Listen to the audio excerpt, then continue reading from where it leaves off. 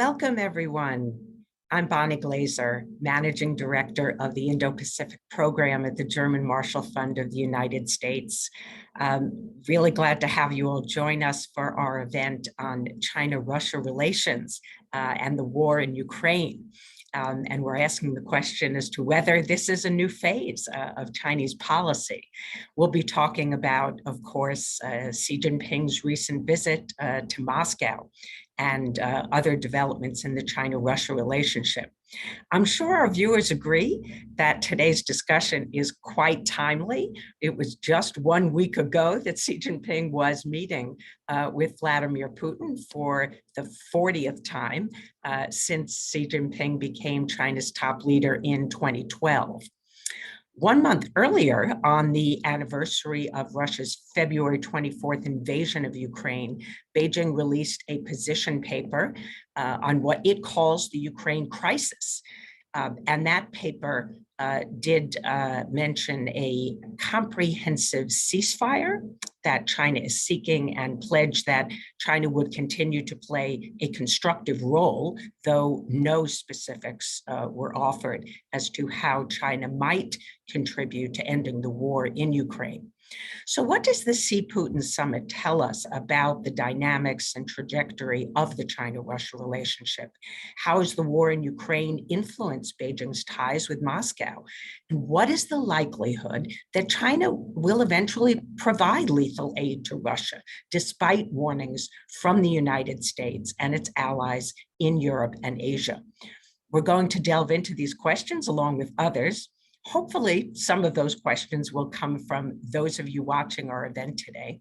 And please use the Q&A function at the bottom of the screen to submit your questions to our speakers. Please identify yourself and note if your question is addressed to a specific speaker. So let me just briefly introduce our fantastic lineup of speakers today. Joining us from Japan is Professor Akio Takahara from the University of Tokyo. And we have Dennis Wilder, who is a former CIA analyst and now a research fellow at the U.S.-China Dialogue on Global Issues at Georgetown University. And finally, we have Dr. Elizabeth Wishnick, who is a senior research scientist at the Center for Naval Analyses, as well as a senior research scholar at Columbia University's Weatherhead East Asia Institute. And one very last introductory remark, I'd like to thank the Embassy of Japan in the United States for their support for this event. So let's get started. Maybe I'll start with you, Akio. What did each side get out of this summit? What does the summit suggest for the future development of Sino-Russia relations over the next year and beyond? Well, I do think that Sino-Russia relations entered into the third phase ever since the invasion started about a year ago. In mid-September, there was a shift in China's position. It went backwards a little bit from Putin, Mr. Xi, and started to raise questions and concerns about the Ukraine situation, and also approached Europe, the United States, and Japan. But with this visit, I think he entered the third phase. And what he wanted to do is to show to the world that Putin is not alone. China is behind Putin. And that was a gesture not only shown to the Russians and the Western world and Japan, but also to the so-called global South, that we are not isolated, and that China is behind Putin, is going to enhance its cooperation. And I'm sure Putin very much appreciated that. Liz, is there anything that you saw coming out of this summit that tells you that China-Russia relations are moving in a different direction than we've seen in the first year after the invasion? I would agree with what Professor Takahara just said for the most part. I'm not sure that Xi is stepping back from Putin, though. I mean, he's used slightly different language at this summit. We don't see the no limits language that we saw in the February 4th agreement. Instead, Xi went back to the three no's no alliance, no confrontation, no actions at the expense of third parties. But we see Putin in his article in the Chinese media talking about the superior quality of the Sino-Russian relationship and its unlimited nature. So I think they were trying to get away from some of the rhetoric that perturbed the international community about, I think it was largely a misunderstanding about the lack of parameters of the partnership. And so they were trying to, I think, clarify that a little bit. I think another interesting point about the meeting of the two leaders is that Putin was trying to portray the relationship as closer, and Xi was trying to show that it wasn't as an alliance. So he talked about needing to build trust, while Putin talked about how great trust was already achieved, things like that. But I think the overall trend is a deepening of the partnership, despite concerns that Xi might have about nuclear issues, and might have even more such concerns after Putin went ahead after the summit to claim he'd placed tactical nuclear missiles in Belarus. Yes, we can dig deeper into the nuclear issue later on. I want to turn to you, Dennis, because I've seen something that you posted on social media, which is a little bit of a different perspective than I think we've seen published by many analysts. So what we're seeing, I think, in many articles is this view that the Sino-Russia relationship is increasingly unbalanced. I think we'd probably all agree. Russia has become, we can call it a junior partner, more dependent on China. So as this narrative goes, Xi Jinping is accruing leverage that will be useful for him in the future. And so these arguments suggest that Xi Jinping welcomes Russia's growing dependence on China. So my question to you is, do you agree with this? Does Xi Jinping favor a weaker or stronger Russia? And will Xi Jinping eventually seek to cash in on this leverage that he is accruing? So people suggest, of course, that China might demand that Putin change his policies in areas like the provision of weapons to India, or its activities in drilling in the South China Sea, or maybe allow China to play a bigger role in the Arctic. So do you expect that this accruing of leverage will actually be used by Xi Jinping? And is this his plan? Is this what he seeks? Right. Well, thank you, Bonnie, and thank you for including me in this great discussion this morning. You know, the way I look at this is, I think that for Putin, this is a marriage of necessity. He needs China desperately on the economic side because of the sanctions. The Chinese have been a lifeline to the Russians. He needs their support internationally. He is the party in this relationship that really is dependent on the other right now. For Xi, it's a marriage of convenience. Xi has made a strategic decision to be with the Russians, but he didn't have to make that decision. That's a choice. It's a relationship of choice, I think, much more for Xi Jinping than for Putin. This doesn't mean that, though I reject the idea that somehow Putin is now a vassal of China, that he has to do whatever China says. As Dr. Wishnick just mentioned, clearly Putin thinks he has freedom of movement because he just talked about moving tactical nuclear weapons into Belarus after he and Xi Jinping agreed that no one should place nuclear weapons on other people's territories. So Putin is an independent actor.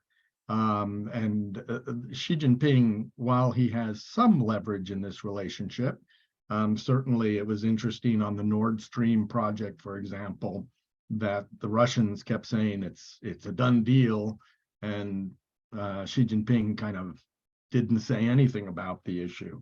So I do think the Chinese want things out of the Russians at this point. I think there are interesting areas for expansion of the relationship to China's advantage. Some of the bases, for example, the Russians have in Africa may be of great use as port call areas for Chinese naval vessels in the future. And I'm sure there are other areas that we can point to. But I think if people think that China can go demanding Putin do this and that, I think they don't understand Putin.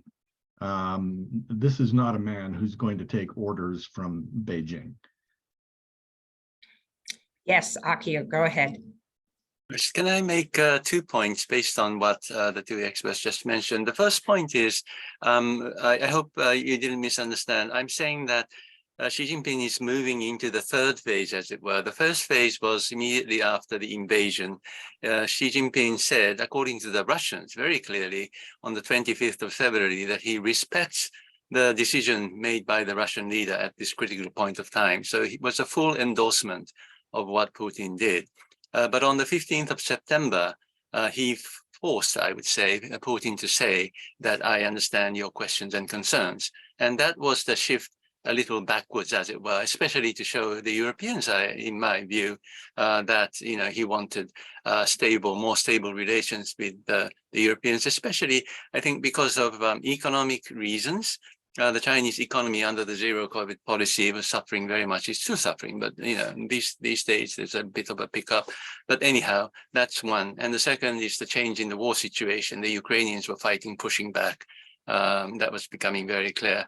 And it was just before the party congress. So domestic politics-wise, there could have been some need for dealings and compromise on the part of Xi Jinping. That's just a speculation. But anyhow, now it's into the third phase, I would say, that Xi Jinping has approached Putin once again, and it could relate to his judgment about the war situation. The Japanese newspaper Nikkei reported on the 9th of March that there was an internal report of a simulation conducted by the Military Academy of Sciences under the PLA.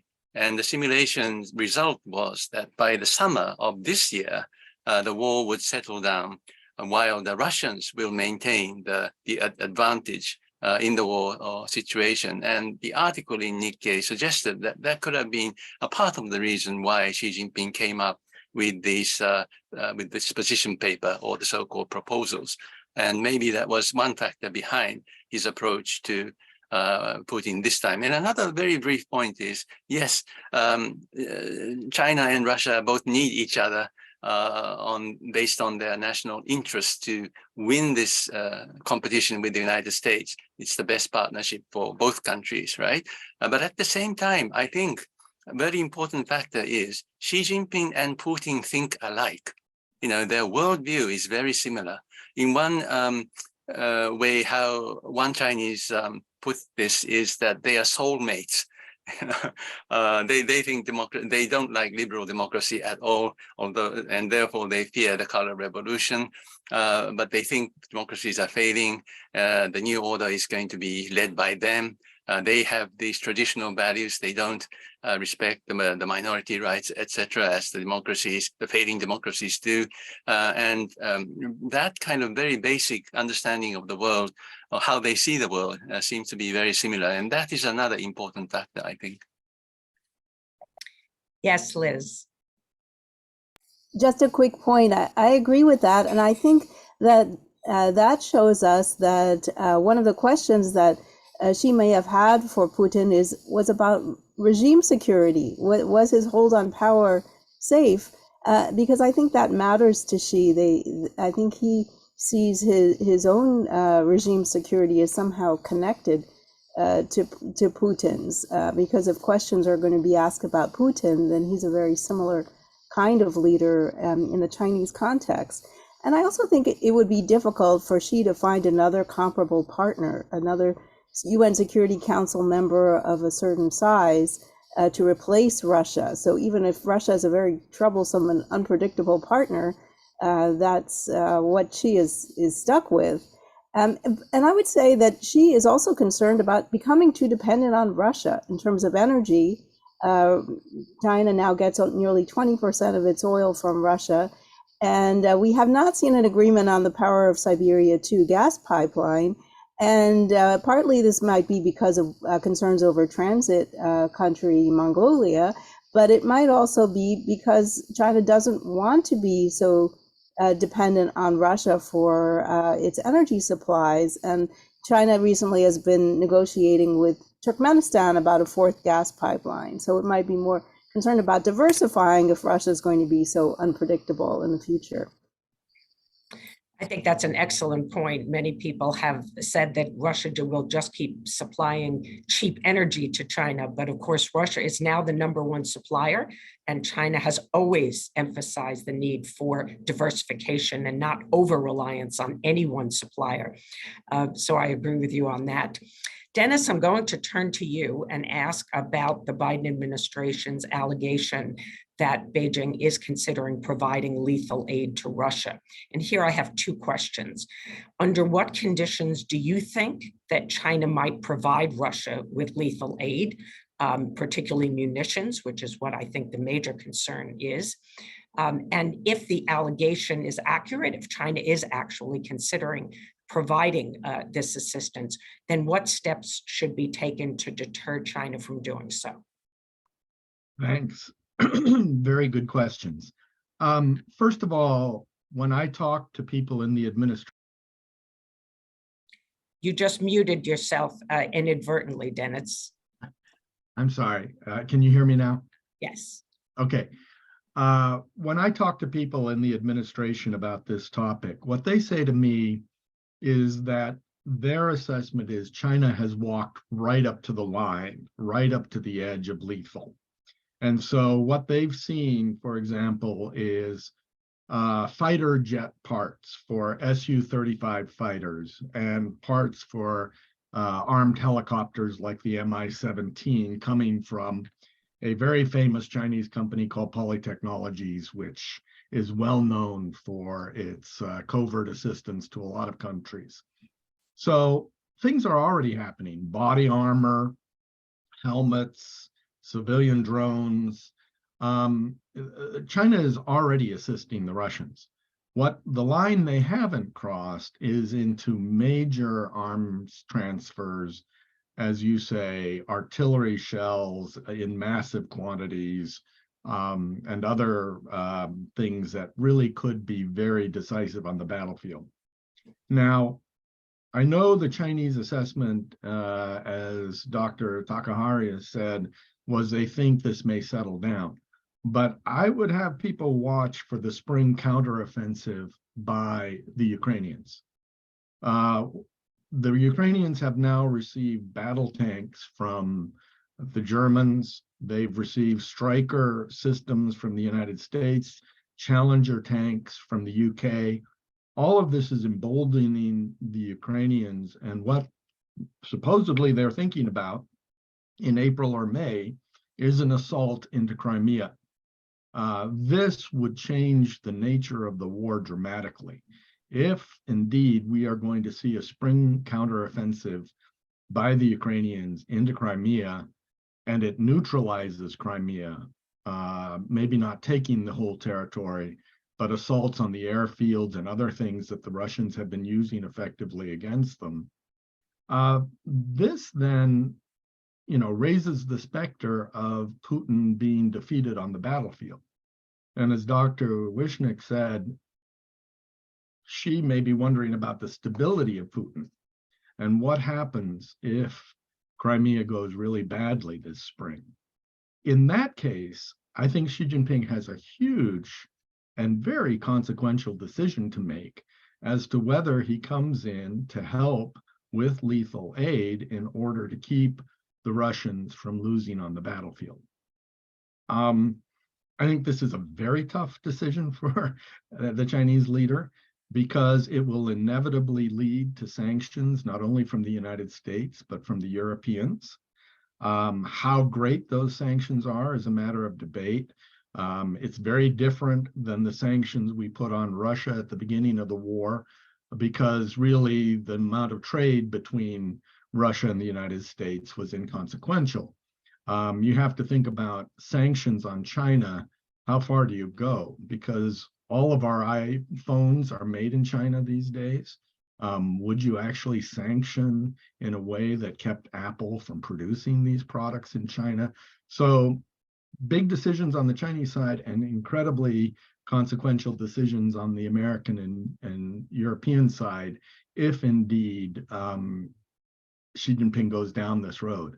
And I really don't know where Xi Jinping is going to come out, but the administration clearly wants to make it clear to him that he needs to think about the cost-benefit analysis of making such a decision and to make it real clear that there would be a high price to pay. Liz or Akio, do you have any thoughts on this? Yes, I think Mr. Wilder's analysis is very convincing. You know, the war situation, how that will develop. I just told you about one simulation in China, but of course it could be very wrong, and it could be the case that they're just telling the dictator what he wants to hear.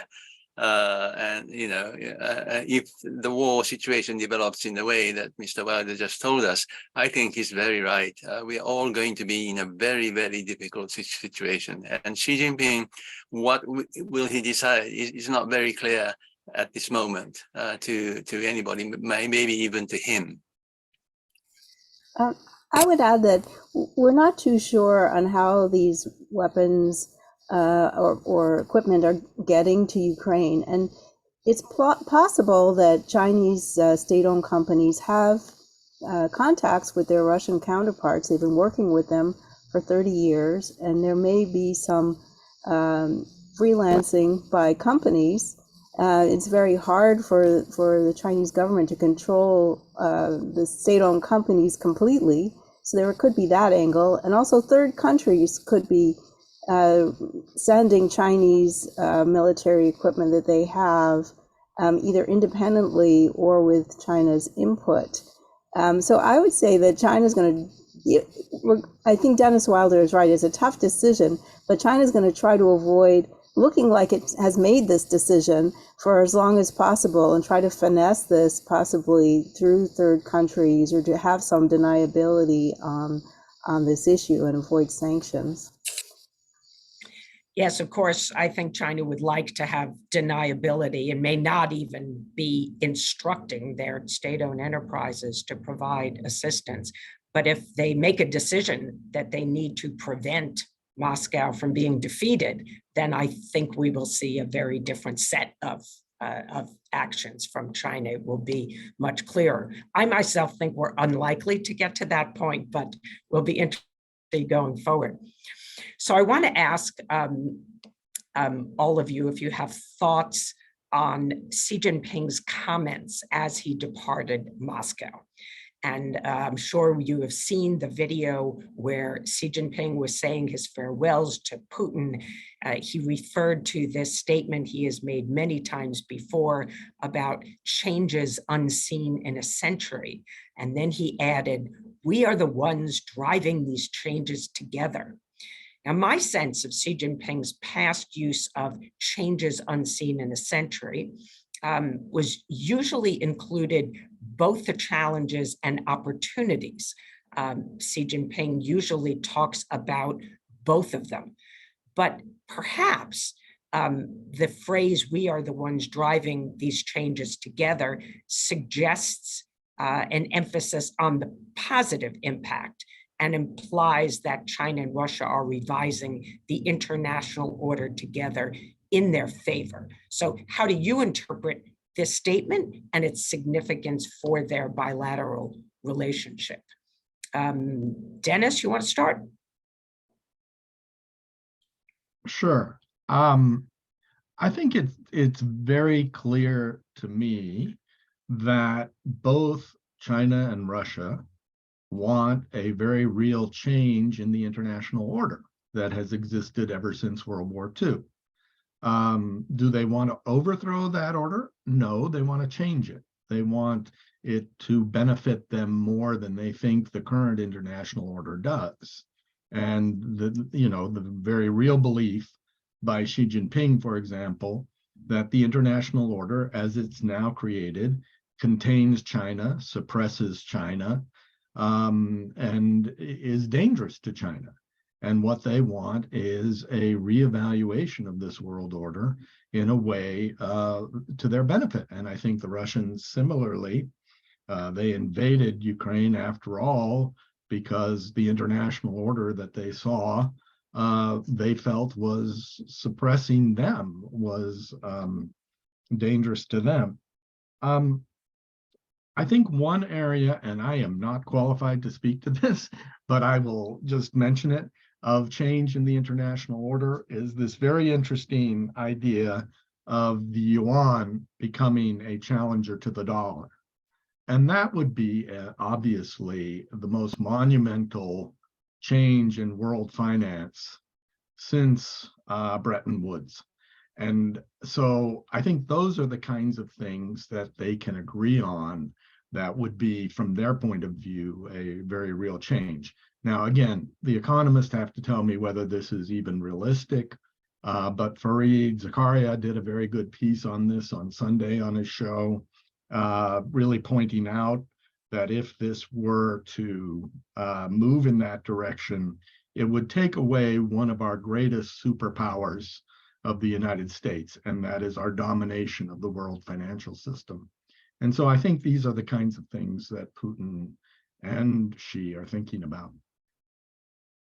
As far as I know, the maximum amount of global transactions that has been conducted in yuan in the past has been 4%. So this is a big lift. It is an ambition, but whether or not they can actually substantially increase the amount of global transactions being done in China's currency is yet to be seen. Not going to be easy for China. Liz, any thoughts? Yeah, that's a great question. And I think Xi, when he mentions that change is unseen in a century, he's referring in part to his own leadership's effort at rejuvenation and his own goals.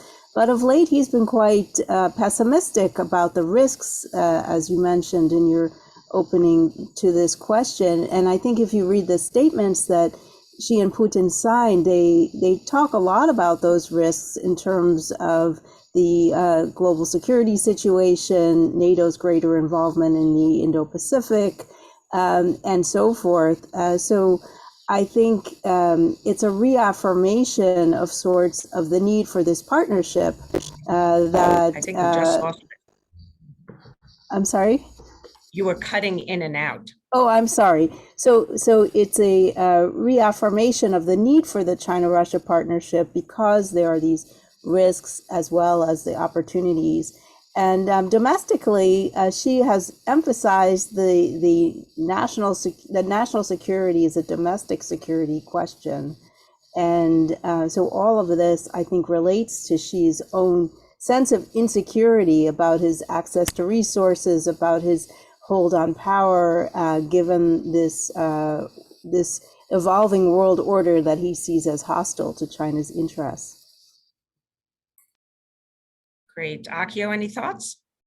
Yes, I agree with Dr. Wishnick that, always Chinese leaders have confidence and anxiety at the same time in their minds. And therefore, to me, those words that Xi Jinping told Putin sounded like encouragement, let's cheer up, it's okay. We will win this race, because he knows the plight in which Putin is in at the moment. And he knows both of them are obsessed with this idea of a possible color revolution. They both know that the legitimacy of their rule is a very fragile, very weak or non-existent thing. And Xi Jinping himself, after sort of churning out so much propaganda about East is rising, West is declining, and China is becoming great, time is on our side, etc.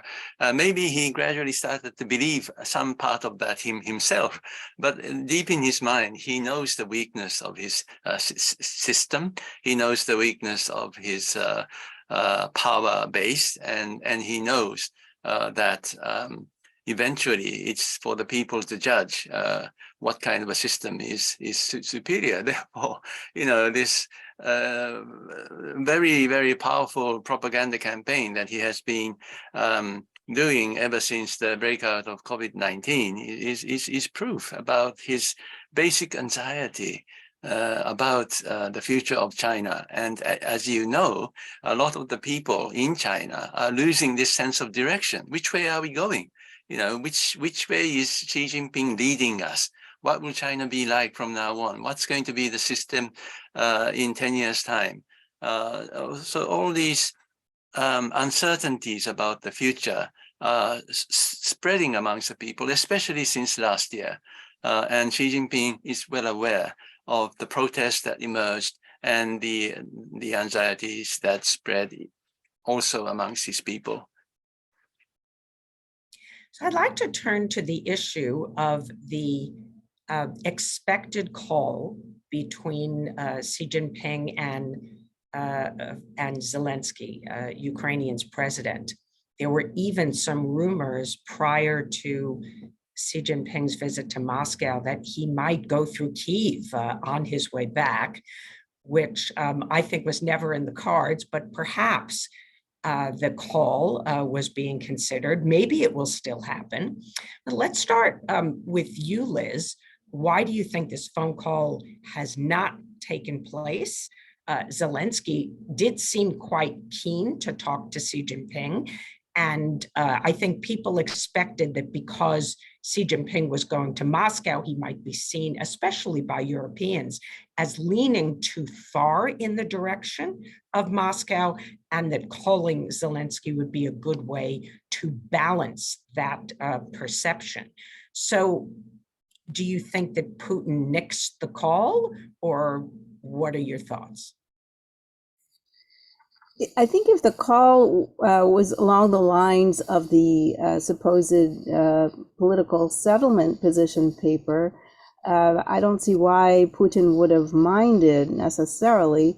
I mean, the initial reaction to that statement by the Kremlin was, we'll study this, but it's the wrong time to discuss political settlement. The Ukrainians don't want it, and so forth.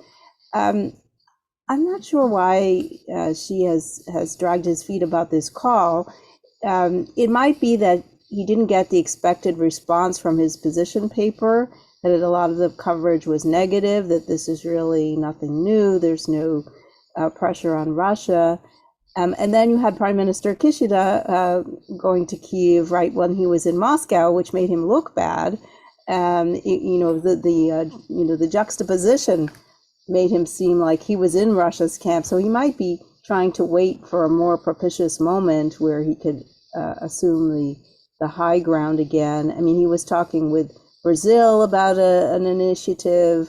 I think he's trying to act like he's a mediator without actually engaging with the other side. So I think perhaps he's finding this a difficult line to pursue. Other thoughts? I would just say that my experience as a policymaker dealing with the Chinese, and I agree with Dr. Wishnick on this completely, they're very cautious. They don't put themselves out in risky territory. And I would agree that, the international response to the Chinese position paper showed them that probably they weren't going to make a lot of ground right now on this issue. And so they're unlike American diplomats who kind of will go where no one else will go in trying to mediate crises. It's just not my experience with the Chinese that they do that. And so I think that Xi Jinping will move very cautiously. I don't know what Putin said to Xi about Zelensky and whether or not he was supportive of the phone call. That's a very interesting question. Did Putin say something that led Xi to believe that he should back away from the phone call? We just don't know. So Akio, do you agree that China today under Xi Jinping remains very cautious, risk averse in the way that it was when Dennis was in government and policy making positions? I think, Xi Jinping tries not to make any mistakes that is seen badly by his people. He's very aware of how the people should look up to him as a great leader. So he cannot fail.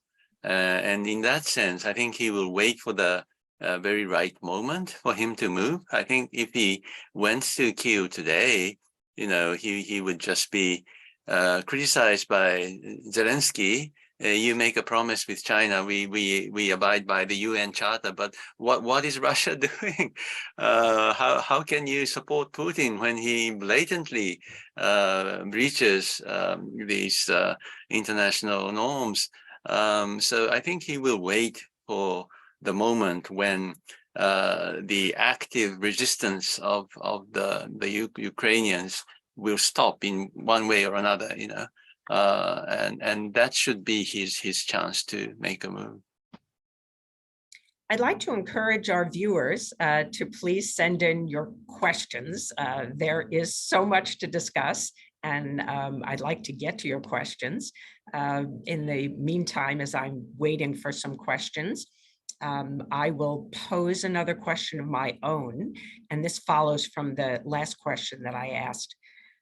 Do you think that Xi Jinping is eager for China to play the role of mediator? What are the risks and the benefits of him doing so?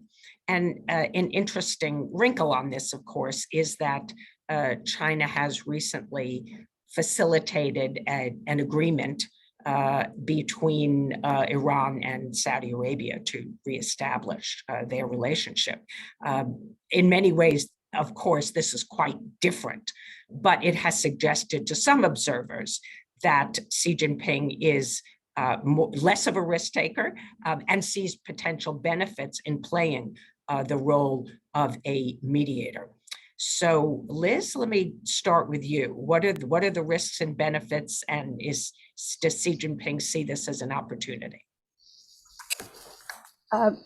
I think the Saudi-Iran deal is different because that's where China swoops in at the end after other countries had really done all the hard work of bringing Saudi Arabia and Iran to the table. And this was a case where China had good relations with both and needs both for its energy security, and needed them not to be at odds with each other because it complicated China's energy security if they were at odds. So there, China had a clear interest and, could also take the high ground from the United States and the West in terms of being able to close this deal. I think the Ukraine-Russia situation is much different because China is clearly associated with Russia, despite in the past having had good relations with Ukraine, and having signed an agreement 10 years ago where China appeared to guarantee Ukraine's security. And so I think it's hard for China to be a mediator now after echoing Russian propaganda for the whole year and taking Russia's side on the conflict. I don't know that it would be taken very seriously as a mediator. I mean, I think Ukraine would like to encourage China to play a role, and certainly would want China's reconstruction assistance. But I don't know that China is as well positioned as other countries like Turkey or Israel to play this kind of mediator role, because that would mean that China would have to step back from Russia and, not uncritically embrace its positions. And I think for domestic political reasons, that's hard for Xi to do. Dennis, let me turn to you. We have a question from the Claire at the British Embassy, who would like to know how you appraise the US response to China's evolving relationship with Russia. Yeah, I I hate, I hate to criticize any administration because I know how tough these jobs are. But I would say that I find us a little too defensive when it comes to Russia and China. And particularly, I found the response, for example, to the Chinese position paper to be altogether too dismissive on the American side. I think it would have been much healthier to follow the lead of Zelensky, putting the onus back on the Chinese, sort of saying to them, okay, if you want to be involved in creating peace, then let's hear how you're going to actually be a neutral party in this matter and be able to deal directly with the Ukraine. The U.S. didn't do that. The U.S. side very quickly said this is all a non-starter, and I'm puzzled as to how that benefits us. Again, I think we need to follow Ukraine's lead sometimes, and the knee-jerk reaction, I think it in part was the embarrassment over the Iran Saudi deal for the United States. I think that was something of a blow to the Biden administration. And I think they are getting worried that that the United States is losing its very pivotal position in world politics. But I think this is too reactive to things that the Chinese and the Russians are doing. A question for you, Akio, from Björhe Lundgren from Sweden, former ambassador to China. Xi Jinping is stuck with Putin, he says, but isn't he at the same time surprised by the magnitude of Western support for Ukraine and Putin's failed invasion? Well, I don't really know, to be honest, how much Xi Jinping is surprised by the support given by the Western world and Japan and others.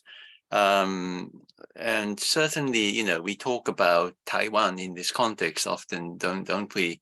That what Putin did to Ukraine could be something that Xi Jinping could do to Taiwan. And I think in Beijing, there's a lot of calculations made, comparisons made, and they must be observing the Ukrainian situation very carefully, including how Ukraine has been supported by the Western world and Japan and others.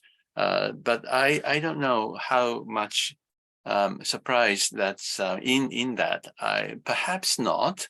And I think Xi Jinping understands that once this has happened, which I don't think he really wanted to happen, but once Putin has invaded Ukraine, now it's gone into an arena of very intense competition between Russia and Europe and the US behind that. So I don't think he was very surprised. That's the impression I have. Dennis.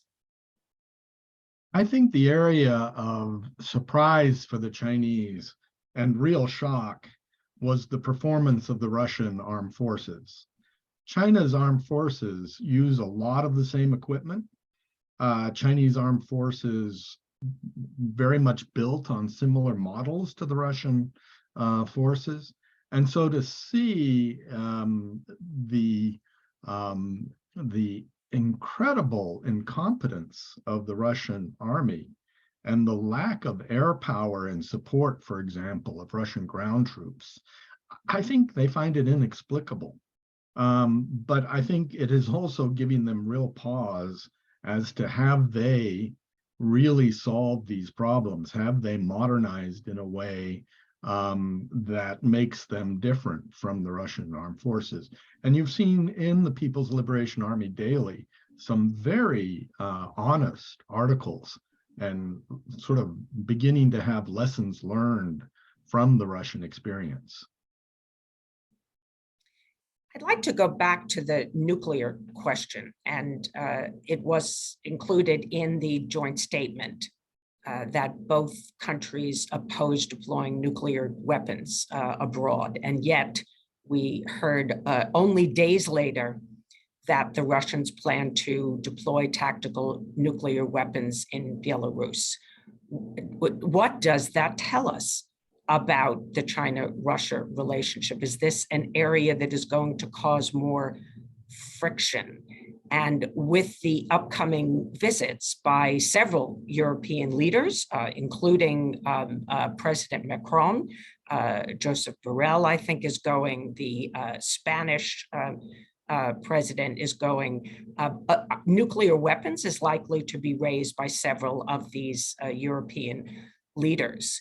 And Teresa Fallon asks us, what do you make of these efforts to persuade Putin and to get Xi Jinping to persuade Putin to end the war? So is this is sort of a set of related questions about the use of nuclear weapons, the deployment of nuclear weapons, and the implications for the bilateral relationship, and whether Xi Jinping will in fact put more pressure on Putin going forward to end the war and to not perhaps deploy nuclear weapons abroad. Who wants to take that?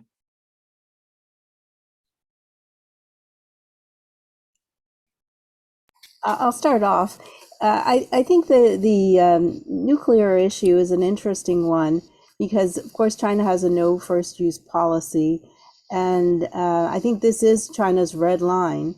They keep talking about the UN Charter as the bottom line, but I think really it's the nuclear issue, which would put China in an extremely awkward position at the UN if Russia is using nuclear weapons on the battlefield and China is supporting. But on the other hand, China might be watching carefully, as Dennis Wilder mentioned, given the performance of the Russian military and the difficulty of restraining Western assistance, he might be watching how are nuclear threats used in a conflict situation for a future scenario. This being said, I understand why European leaders are concerned about this and want to engage with China on it, but I don't think it's going to have any impact whatsoever on the China-Russia partnership, because I think these are different tracks. China wants to have better relations with Europe, but it also has a China-Russia partnership, which I think are seen as unconnected. I think that there are domestic drivers connected to regime security issues that lead Xi to batten down the hatches with Putin, and there are other economic and global governance, perhaps Arctic designs that lead China to want to improve relations with Europe. So as many European leaders many could go to Beijing, but I don't think that that's going to change the China-Russia partnership one bit. Since you work closely on Arctic issues, Liz, why don't you just take another minute or two and tell us what you think China might want from Russia in the Arctic going forward? Oh, they might want many things, investments, shipping cooperation, maybe port access. What I'm not sure is whether they're going to get them. I mean, there are some statements and some meetings that have gone forward that indicate more, perhaps Russia might be more receptive to China, greater Chinese role in the Arctic. But I think Russia's invasion of Ukraine complicates China's designs, at least in the European Arctic, to be a bigger player. And China has said that it doesn't recognize the operation of the Arctic Council without Russian participation. So we'll see. I think that's going to be an interesting indicator of the partnership, because we have seen Russia try to interest other parties in the Arctic, India, Turkey, UAE. So I think they're trying to avoid undue dependence on China in the Arctic as much as possible. So it will be very interesting to see what opportunities might materialize on this front. Let me turn to the next question from our viewers. This is from George Zock. How much do China's long-term objectives for Taiwan drive its relationship with Russia in the near term? And one might add to that its approach to the war in Ukraine. Akio, you have thoughts on that? Well, actually, I think, Bonnie, you're the best person to answer this question. So may I ask you to take this question? Well, I'll stay in my role as moderator, but I will say that I think that Taiwan is always on Xi Jinping's mind. I would doubt that Xi Jinping would expect that Russia would step up and do much more other than give rhetorical support on Taiwan. But I do think that the war itself, as Dennis has already said, has undoubtedly shaped its thinking about what an invasion of Taiwan might look like. But I will just stop there. And Dennis, you have any comments? I think to me, the most interesting aspect of this, and it didn't really hit me until I read an article written by Zhao Tong, who is one of the leading strategic thinkers in China. And what he said in that article was one of the lessons China will take away from Ukraine and Putin's posture is that signaling, not using, but signaling that you might use nuclear weapons can stymie the other side. So the Chinese may believe that Putin's signaling kept the United States and NATO from some of the more provocative actions, such as fighter aircraft to the Ukrainians, or the amount of time it took to make the decision on battle tanks. And even then, the US battle tanks aren't going to get there for perhaps 6 to 9 months still. So what they explicitly, Zhao Tong and others are explicitly saying is maybe in a Taiwan conflict, the signaling, not the use of, because as Dr. Wishnick said, China still has a no first use policy, but the signaling that you might have to go to this extreme could be a factor in changing decision-making by the United States and Japan and others. And it's a very interesting perspective. Other thoughts? I'll just add something on surprise. I think China might have learned that surprise will be difficult because of the role that the U.S. intelligence agencies played in presenting information about Russia's intentions with respect to Ukraine. I think Chinese analysts might be rethinking how easily it would be to achieve surprise in a Taiwan situation. And I think Russia, prior to this war, I had thought that maybe Russia would collaborate by maybe engaging in some kind of cyber attack or doing something that would be short of intervention but would be supportive. But now, if Russia emerges from this conflict considerably weakened, I wonder if it would be supportive of China achieving its territorial ambitions, because, of course, there were territorial disputes between Russia and China, and maybe in the far future, Russia might fear that China would revisit these. So I think Russia might be more cautious now in supporting China if it emerges weakened. I'd like to ask a question about Japan's policy, if I may, Akio, and how Japan is thinking about the Russia-China relationship and whether to try and stop them from getting closer or to try to drive a wedge between them. Does Japan think that U.S. policy and this intense competition between the United States and China, including, of course, export controls on semiconductors, is this driving China closer to Russia? And if so, then what are the implications for Japan's interests?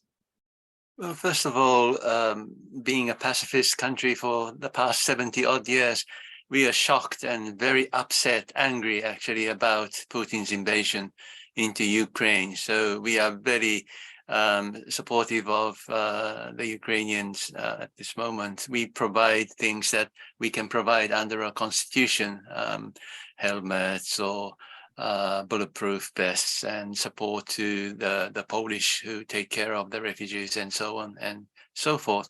So if China is going to support Russia in a substantial, even more substantial way, I mean, that possibility is of great concern to us. But we know at the same time that why Xi Jinping is approaching Russia. We understand that he's so obsessed with this competition with the United States now. So driving a wedge is easily more easier said than done. So I don't think we are taking any action as to do that. You know, try to persuade the Chinese that you should not be supporting Russia. That's not the move that I see coming out. And I think our position is similar to many other countries vis-a-vis China, that we have to coexist with China at the same time as we compete with China. So in order to pursue this two-pronged policy of competition and cooperation at the same time, we find the increasing difficulty in striking the right balance. But this is the very it's a dilemma that we are all in, and we suffer from that. But we have to persevere and pursue this middle way. I think that's the way many Japanese think at the moment. I think we have time maybe for one last question. There's a question on Russia's approach, its strategy in the Asia-Pacific, and how the Sino-Russian relationship is influencing Russia's strategy and approach to the Asia-Pacific. I think this is something you work on, Liz, yes? Yes. So I think before the war, Russia was trying to emerge from China's shadow in the Asia-Pacific to engage independently with various countries, and had found some success in terms of competing for arms markets in particular. So that was an area where we saw some competition between China and Russia for different arms partners. Russia also sent energy to some countries in the Indo-Pacific, but really didn't play a very active role in many of the Asian organizations. Partly some speculate because that would involve taking a stand against China or regarding China on South China Sea issues and so forth. And Russia also has its own partners, Vietnam and India, with which China has difficult relations. But now I think China and Russia are seen as one piece in the Indo-Pacific, and Russia has lost, already prior to the war, was losing arms markets to South Korea and European countries in Indo-Pacific, and now can be blamed for high inflation, food costs, energy costs in the region, and will have a much more difficult time making a case for an independent Indo-Pacific or Asia-Pacific policy. They disagree with the term Indo-Pacific. Well, thank you so much. This has been a fantastic discussion. I think that the China-Russia relationship is going to be critical in shaping geopolitics going forward, whether we talk about Asia-Pacific, Indo-Pacific, or globally. this is going to be a relationship that is very much worth watching. And as the war progresses in Ukraine, may become more important. I know the United States, certainly Europe, I'm sure Japan, will be watching closely whether or not China does decide to provide lethal aid in any way to Moscow. And if it refrains from doing so, that will tell us something as well about Chinese interests. So thank you so much for joining us, all three of you, Akio Takahara, Liz Wishnick, Dennis Wilder. Very much appreciate all of your views, and thank you all for watching today. Thank you very much. Thank you.